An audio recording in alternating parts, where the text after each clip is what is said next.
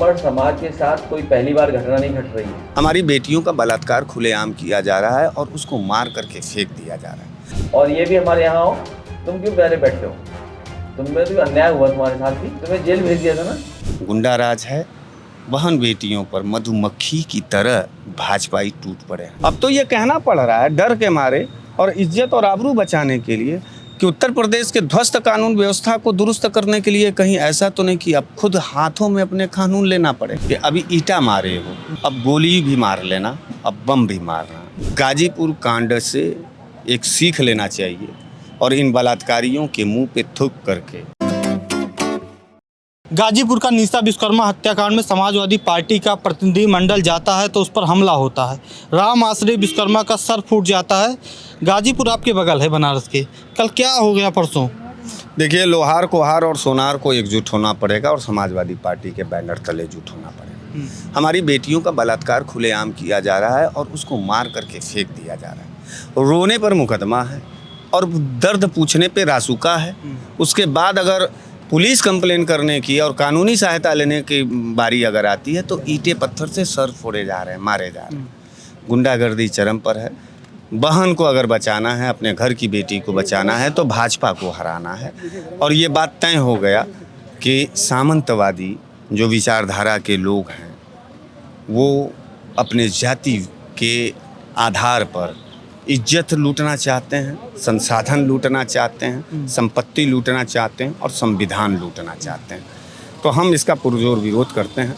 माननीय अखिलेश यादव जी के संज्ञान में पूरा प्रकरण है और जैसा कि हमने आपसे कहा कि पिछड़ा, यानी पिछड़े में कौन? लोहार कोहार और सोनार।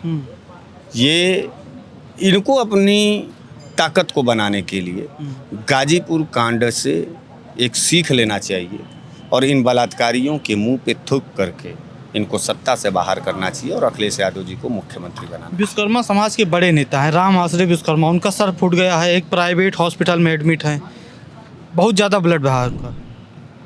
ये तो कह रहे थे कि सबका साथ सबका विकास। एक काहे का परवा फोड़ दिया उसका, काहे मार दिया? और फिर वहाँ पुलिस थी, कप्तान थे।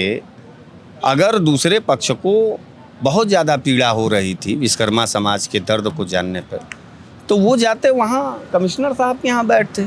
हमको कोई दुख होता है, आप या इन लोगों से कोई हमको कष्ट होगा तो हम इनके बॉस के ऑफिस में जाएंगे, कमिश्नर साहब के यहाँ जाएंगे कि हम इन्हीं से उलझने लगेंगे।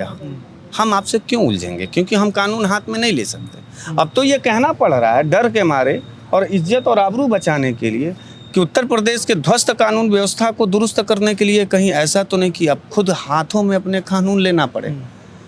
क्योंकि जब आपके हाथों में कानून नहीं है तो कानून एकदम धज्जियाँ उड़ गई। गुंडा राज है, बहन बेटियों पर मधुमक्खी की तरह भाजपाई टूट पड़े हैं।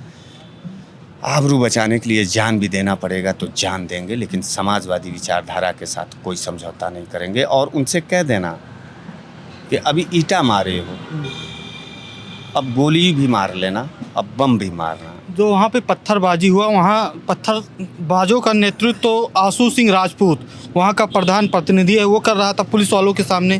तो पुलिस इतना शांत क्यों थी वहाँ पे?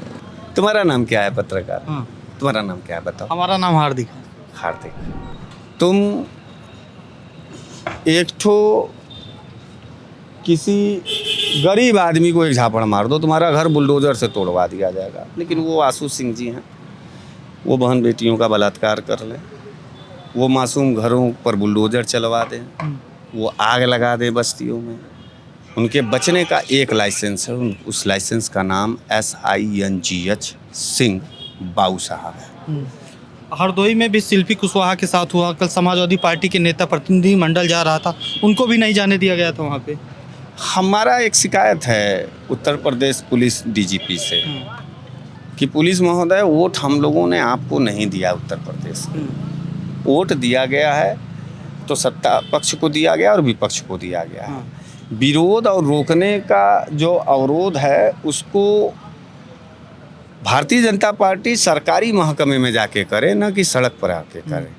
तो ये पूरी तरीके से हताशा है और ये बदलाव की आहट है, इसीलिए ये बौखलाहट है। एक लाइन में बदलाव तय है। बदलाव की आहट है, इसलिए बौखलाहट है, ईटा पत्थर चला रहा है, अभी गोली मारेगा हम लोगों को, अभी हम लोगों के ऊपर बम उम न फेंक दे।